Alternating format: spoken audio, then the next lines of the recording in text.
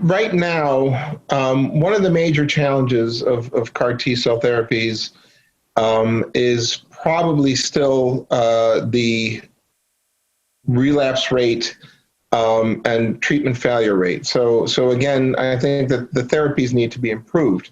A second challenge, which we still haven't fully understood or been able to address, is that of toxicity. So a lot of these patients develop cytokine release syndrome and neurotoxicities in particular. Those are the two most prevalent.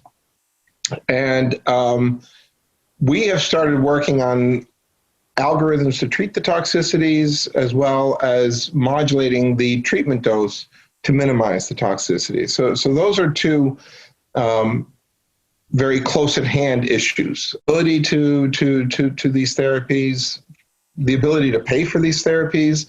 These are also challenges, and though they may be somewhat secondary, but they remain challenges. And in particular, the idea of treating patients with cell therapies in general requires that these types of treatments be given at academic centers that have a lot of experience in bone marrow transplant and other cell therapies.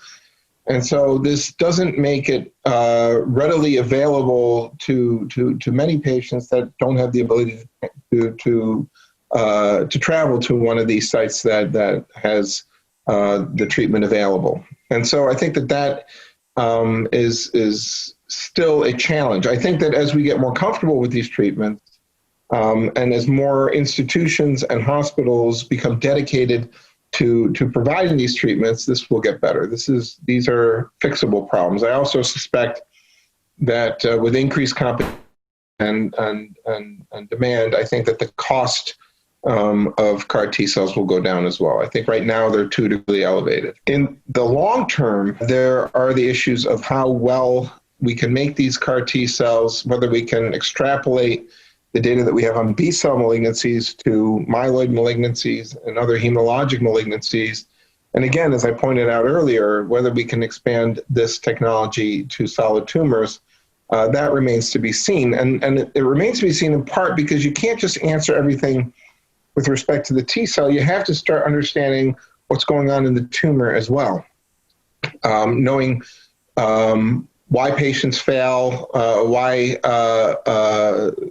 some patients do respond to this treatment and others don't. That probably has more to do with the tumor characteristics themselves than it has to do with the T cell product. If you talk about a long-term challenge, we really still need to understand how these cells work and don't work.